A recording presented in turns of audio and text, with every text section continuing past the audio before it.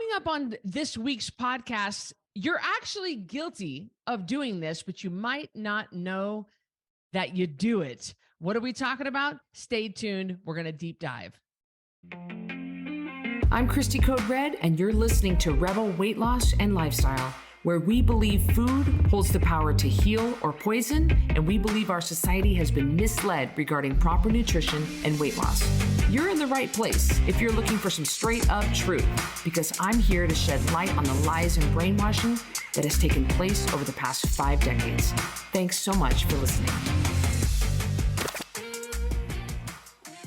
Welcome back to another episode of Rebel Weight Loss and Lifestyle. I'm your host, Cristy Code Red, author, entrepreneur, retired professional boxer, and I am being joined by Andrea Dell, the director of coaching for Code Red Fitness and Nutrition. I'm really glad because Andrea has been with us for years. She's been a Code Red certified coach for years. She's kept her weight off for years, close to 30 pounds for years. She has been around the block, and we talk frequently.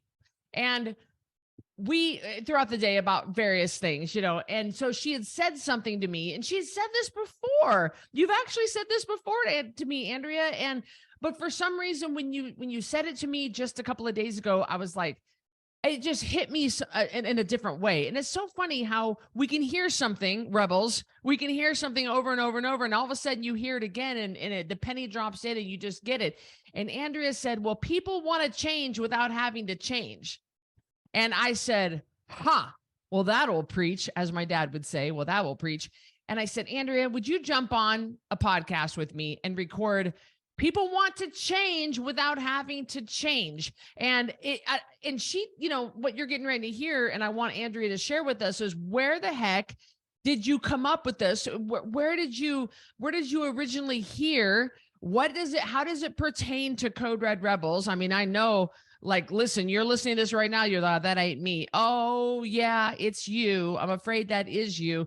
So Andrea, I'm going to let you have the floor and take us back to where you originally heard this and kind of how you've been, what you've seen in the various type of work that you do, because you are you do copywriting for, as well as coaching for Code Red, and then you copyright for other companies. So you've been around and you've seen in various areas, not just weight loss, but other areas where people are writing a book, or people are trying to be a life coach, or people are trying to launch their business, and people are trying to build a funnel. You've seen a lot of situations where people want to change, but they don't actually want to change. Right. And thank you so much, Cristy. I'm excited and grateful to be here. As for where I first heard this, if I had to pinpoint it, it would be, I think in 2019, in another program I'm in, because I do a lot of personal development work on myself, which ties into this actually. And my personal development mentor had a quote somewhere, and I don't know if she came up with it or not, but it said, "Nothing changes if nothing changes." I went, Maybe I'll name the podcast that. Nothing changes if nothing changes. I like that, but please continue. Right. And it's kind of this face palm thing when you hear it, but at the same time, how many of us, myself included, so this is not me judging anyone, because I do this all the time, I'm sure, in ways that don't even consciously click, but we want things to be different, but we don't want to do different things to get a different outcome. And that can be a little tricky, because when you're just starting a new journey, say a weight loss journey or a health journey or a business journey, whatever it is, the change doesn't always happen immediately. And so we get impatient and we think, well, this doesn't work. When really it's that change takes some time. I've got a fun little example of this, Cristy, that has to do with, it was inspired by your makeup channel, actually, where you've been talking about not bringing the blush or what's the other one, the contouring down as far when you have mature skin, which, what a PC way to put it. And so I thought, okay, I'm going to try that. Well, what I would do is forget. I'd forget until after I'd already brought it to where further down, because that's just what I was used to doing. It was a habit to come further down. And then finally, the pennies started to drop in. I would start to remember while I was doing it instead of after I'd done it. Oh, crap. And so with the contouring stick, I'd sometimes draw a little baby one up here, kind of where I wanted it to be, and then blend them together to just remind me. So that was where I was for a while. And then it finally got to the point just in the last 2 weeks at the time of this recording, Cristy, where I remembered before I started putting it on. Oh, and so I put it on correctly. And now I don't know if I've forgotten since I remember that one time, maybe I've come close, but you see my point here is that it took a while for the change to kick in. So that's something I want to make clear, is that change can take a while to take effect. And I also have a Code Red example of this for the Rebels. Back when I did the 10-pound takedown, my first one back in 2017, I thought I was doing, I know that's almost 6 years, May of 2017. At the time of this podcast, it's April 2013. So that's almost 6 years. But I remember doing Code Red, and I was all in. I was determined to do it for this 30 days and see what happened. And my intention was to do everything right. I read the rules, the foods and everything. And then as I listened to the daily videos and you talked about things, and I went back and reread the rules, I saw things that I was doing wrong. Not on purpose. Not on purpose. I wasn't deliberately cheating. It just was a lot of information. A lot of it was new to me, not all, but a lot. And there's just some time that your brain needs to start absorbing all that. Nobody remembers everything they see and hear the first time you see and hear it. I don't care how smart you are. I don't care if you're Sherlock Holmes as he's portrayed on TV shows. It takes time. And so because of that, I think we believe, A, that change doesn't work if it doesn't happen like that. And then you have the flip side of that, where you don't want to change, but you do. You want things to be different, but in order for them to be different, it requires what? It requires going against your brain's wiring to do things differently. Our brains are wired to create habits and patterns so that we don't have to relearn how to pull our pants up every day. We don't have to relearn how to drive a car. That was so overwhelming. And I cried the first several times I tried to drive a car. So change, it's this double-edged sword. It's the only constant in life, which is this kind of hippity-dippity thing that people say, but it's true. The seasons change. We were born as 7-pound babies and now we're adults. So we change all the time. We have new taste buds every 6 to 8 weeks. We have a new gut lining every 3 months, roughly. We're changing all the time. And yet we fight tooth and nail against it. And something about you that interests me, Cristy, is that you embrace change in a lot of ways. And I'm really curious to hear why that is, if you don't mind sharing, because I think it might be valuable for the Rebels. I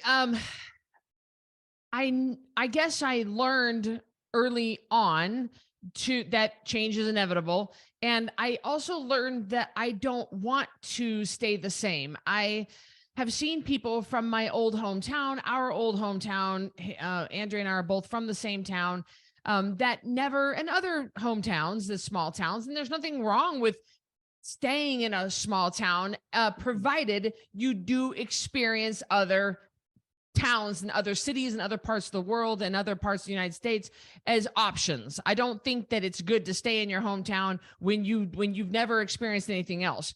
And so I've seen people that have been, in my opinion, stuck, and they've never experienced anything else. They've never gone anywhere. They've never done anything. They've never thought outside the box. And I didn't want to be stuck like that. I wanted to be someone who experienced, who at least had options, at least knew my options. If I wanted to come back, that was fine. If I wanted to settle down and have kids, like society kind of brainwashes us to believe that's what you do, then that's fine. If I had other options and I specifically chose this. So I guess I saw what really inspired my love for or embracing change was just seeing the lack of it in other people.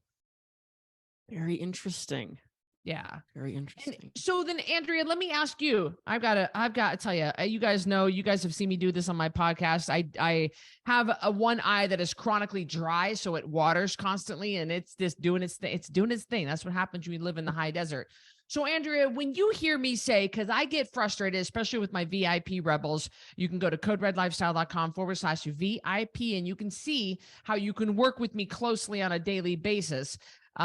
It's a great program. But when I work closely and I talk to my VIP rebels or any rebel that I hear say this, people say, "Oh, messed up again," which is baloney. I don't think you messed up again. I think you just made a choice, but whatever. Matt messed up again, went out, had a whole sleeve of crackers and washed them down with a bottle of wine and, all these things. And I say to people, you just don't want it bad enough. And then they say, but I do. But they don't, Andrea. Am I right? Am I right that they don't want it bad enough, or they would do something about it? Or is there more to it that I'm missing? That's a great question. And first of all, I have been there in that place where I really wanted it, but it wasn't happening. And it's this internal conflict that is horrible and is self-perpetuating. And what I mean by that is you decide you want things to be different. You start doing things differently. So you actually take that step of facing all that fear and discomfort and uncertainty of getting out of where you're stuck, your safe rut. That's what it is, your comfort zone.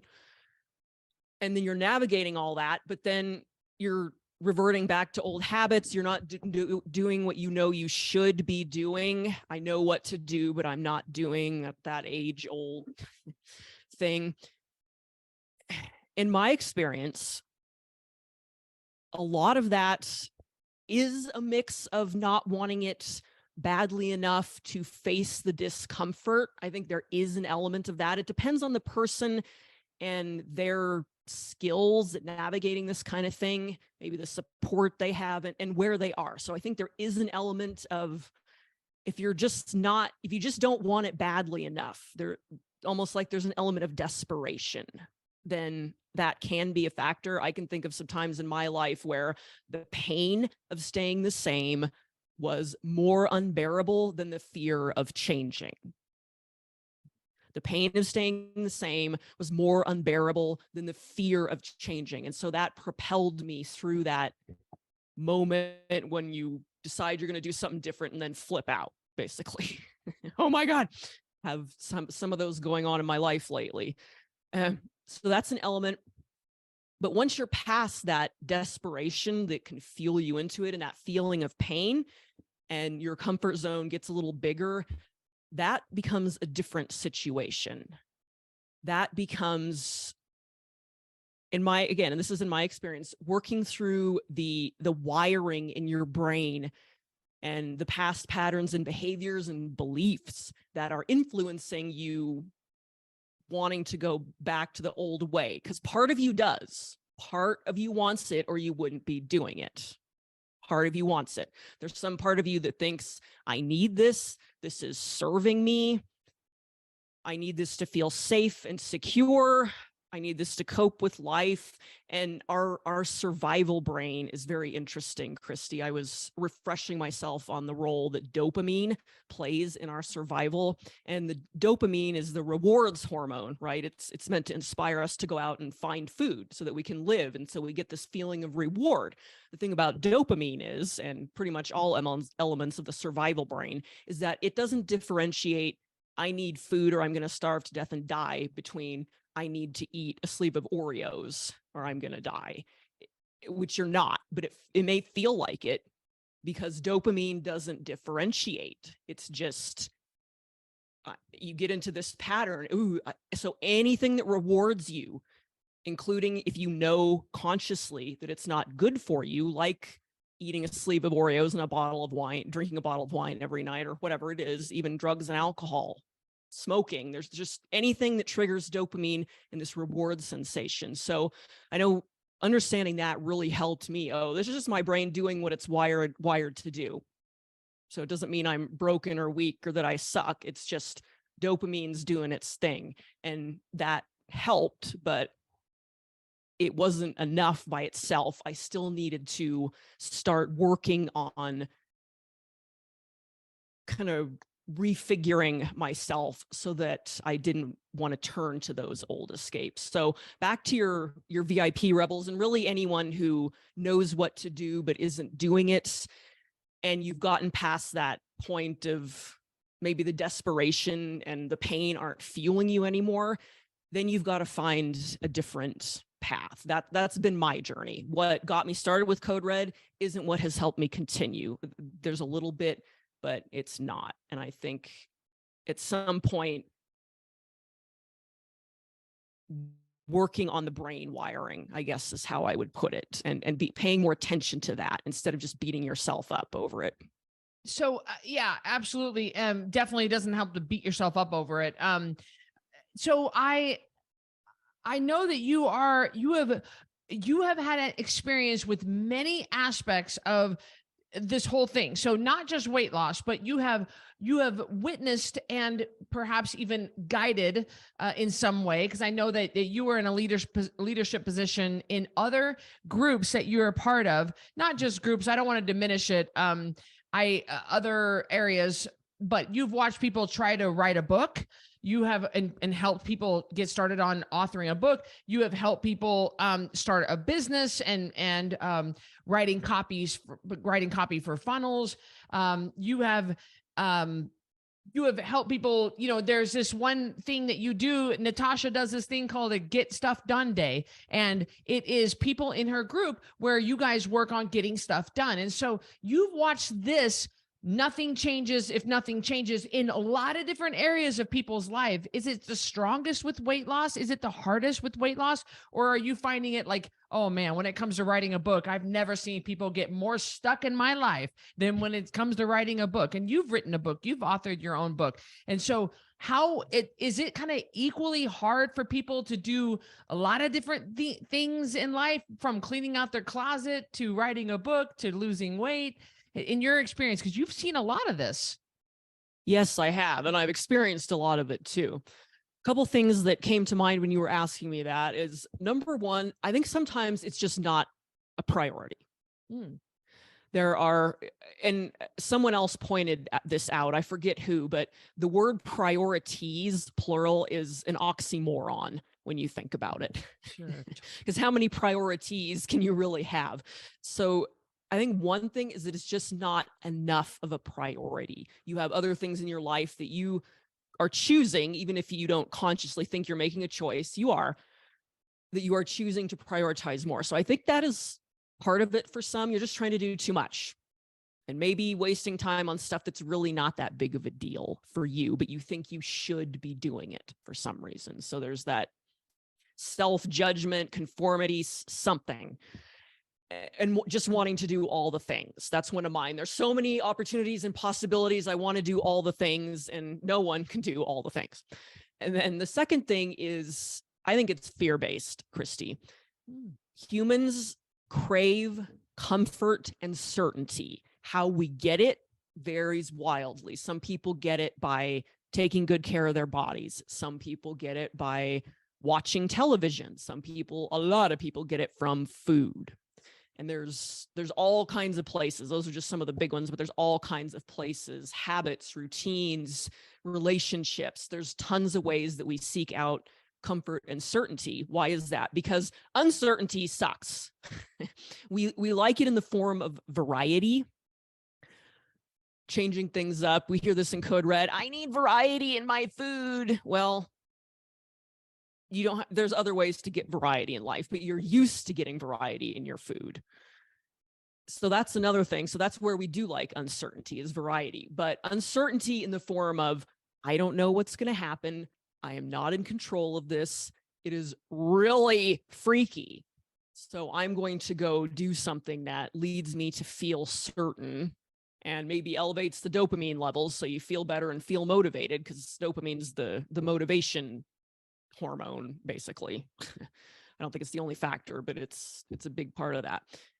And so the fear of the unknown, I think, is a big factor in this too, Cristy. And change is unknown. you're hoping it works out. You're hoping that if you put yourself out there, that if you change your eating and all this stuff, that it'll work out. But there's an element that you can't control.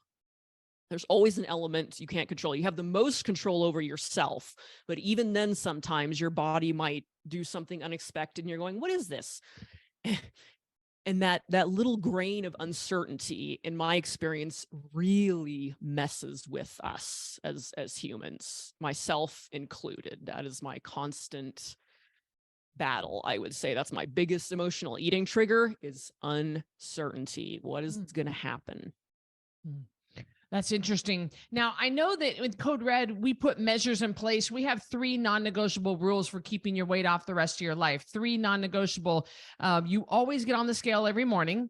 You always drink your full amount of water every day, and you never, never, never allow sugar to stay in your house. So in your experience, when it's come to other areas of people's businesses or writing a book, or maybe just speaking on your own experience, are there non-negotiable things that you put in place? I mean, writing a book, was that really hard for you to do? I've read your book. It's excellent. And I like it because it's so easy to read. And it's like you and I are having a conversation. I love reading books like that. So was it a struggle for you to complete the book? Do you notice that it's a struggle for people? And do you put non-negotiable measures in place when it comes to other areas of running a business or writing a book or building a funnel or doing other things that you've seen other people do? Because I know when you are helping with Natashas Get Stuff Done Day, you've got people coming through her program that are coming from different areas, all kinds of areas. So do you see any common denominators when it comes to getting stuff done? And do you have any non-negotiables that you notice as a pattern with that area, like it is with Code Red? Yes. And this is such a great question. I'm glad you asked. You can create certainty for yourself by focusing on the process instead of the outcome. So with Code Red, that is get your butt on the scale every morning, along with the rest of you, of course. It is eat the right foods, avoid the ones that we tell you to avoid, and get your water in at a decent hour. So you focus on the process instead of whether or not the scale drops. This reminds, and I'm going to talk about this in other contexts too, Cristy, but it reminds me of a lifeline call I had with a gal years ago, back when they were first introduced, and she was 2 pounds from goal weight. And she kept telling me, I got to get to goal. I want to get to goal. I got to get to goal. And she was just fixated on that goal weight number. And it just set off these alarm bells. And I thought, this is what I was thinking, but that I said, I'm going to give you a little chin turn. Instead of focusing on getting to goal, focus on what will get you to goal. It's such a subtle difference, but that the outcomes are the things that we have the least control over, really. What we have the most control over are the steps that we can take in pursuit of that outcome. And that is universal, whether it's weight loss, getting your book finished, growing your business, getting in shape if you're at goal and want to get leaner, whatever it is, just all kinds of things. If you want to get a house built, I mean, you want to have some idea of where you're going, because then it's just throwing spaghetti on the wall and seeing what sticks, or getting in your car and trying to drive somewhere and then getting frustrated because I'm not getting to my destination. Well, you didn't pick one, and you can always change it. But the process is where you have the most control. And what I find and what I see is that the people who are able to even a little bit can do this, pull themselves back over fixating on the outcome and instead fixate on the process, not drive yourself crazy, but focus on the steps that it will take to get to your outcome. That is where you have the most power, the most control. I'm getting chill just talking about it, and can create the most certainty for yourself. So yes, that is what I did for my book. And I actually, right after I started writing my book, I had a very traumatic experience. This was in 2022. It's 2023 right now. And yet I was able to still finish my book that same year with all that fallout from the experience, because I just focused on the process. Today, I'm going to proofread for 10 minutes or design the layout for 10 minutes or whatever I did. And eventually it got done. It took a little longer than it would have if that experience hadn't occurred, but it still got done the same year and in a faster amount of time than a lot of people get their books done. So the process Focus on the process. Yeah. And Cristy, you and I are not really process people. I want the outcome and I want it now. We both have this wiring where we hate having our time wasted, and the process can feel like a waste of time to us. We're wired to get stuff done. And I think people that are wired like us, the process can be agony. But at the same time, you can finish your where you have the sentence. most power, control, and certainty. There you go. Yeah. Okay. I did it. At the time, I've gone through an 8-month-long bodybuilding transformation. At the time we're recording this, I am 3 weeks out of my stage competition. Super excited. But but I'm getting all fired up here. Eric, my coach, said the exact same thing to me. He said, don't focus on, well, my stage weight is going to be 135 and I'm starting at 164. How am I ever going to get there? He said, your job is to just focus on the process. I just want you to do what I say. Let me worry about the outcome. And as a coach myself, because I'm the one that usually worries about the outcome, I'm in the coaching position. It was so hard for me to switch roles and to actually focus on the process. But he was right. And so you're right about that. It really doesn't matter what you're talking about. Focus on the process and not the outcome, because we know it works. I mean, we know from tens of thousands of people coming through Code Red, we know you're going to lose weight. You're not going to not lose weight if you just do the steps that we talk about. Same thing. We know you're going to write that book. Same thing. We know you're going to be able to start up that business. Same thing. We know you're going to get, to a certain point in other areas. You've worked with people to get through different things. It's the steps. We know they're proven. They're tried and true. They're proven. They will get you there. You just got to walk. You got to just keep your head down and grind. Any final thoughts, Andrea? Yeah. And bringing this back to what my personal development mentor said, nothing changes if nothing changes, and why we want change without changing. Change feels like a lot. And I think that when you do what you were just talking about, Cristy, where you think all the way ahead to the outcome, and then you look at how far you have to go, there's this huge gap. We see this in Code Red all the time with people who have a tremendous amount of weight to lose compared to me, which was less than 30 pounds. I just can't even imagine what it's like for them. And everyone probably at some point in their lives has a tremendous gap like that, where it may not be your weight, it might be getting a book done or moving, or whatever it is, or in your case, Cristy, getting competition ready. And focusing on that gap, seeing how far you have to go, I think that is another huge factor in why change can feel so daunting and why we run screaming from it, why so many business owners, because like you said, I'm a freelance copywriter, and part of that is seeing behind the scenes in people's businesses. They're trying to figure out how to help you change without telling you that you're going to need to change. And this is wise, because even though you can't escape change, even if you try not to change, the world around you changes. But we're so terrified of it. And that's a shame, because there's so much magic in it. If you can just let go of that thing that sucks, but that is bringing you comfort, or several things, because it's familiar. It may suck, but because it's familiar, it's the lesser of two evils. If we can focus on the process, just kind of put the blinders on, say, I'm going to take this a day at a time. And maybe tomorrow I'll change my mind and do something different. Today, I'm just going to focus on today. And tomorrow becomes today. I'll focus on today. And I think that's a way that you can, I don't know if welcome, it might feel like a stretch to welcome change, but begin to get the changes you say that you want, but then not talk yourself out of it because it's going to be outside your comfort zone and facing some fear and uncertainty.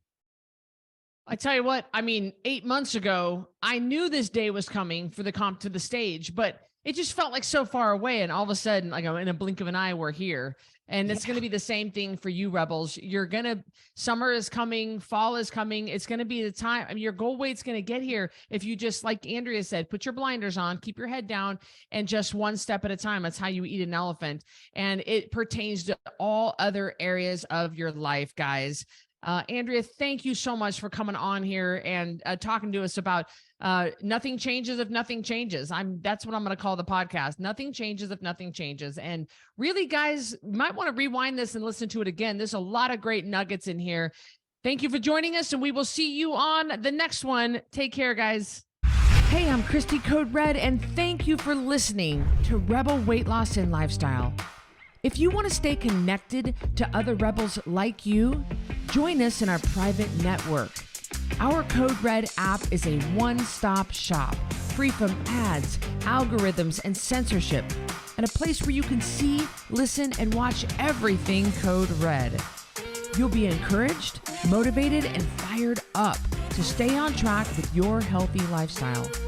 Get recipe ideas, tips, tricks, and help from coaches, mentors, and other rebels. You can also purchase products, programs, and coaching all right there in one place.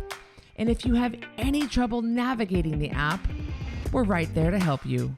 Go to coderedlifestyle.com/APP to join for free. And I'll see you on the next episode of Rebel Weight Loss and Lifestyle.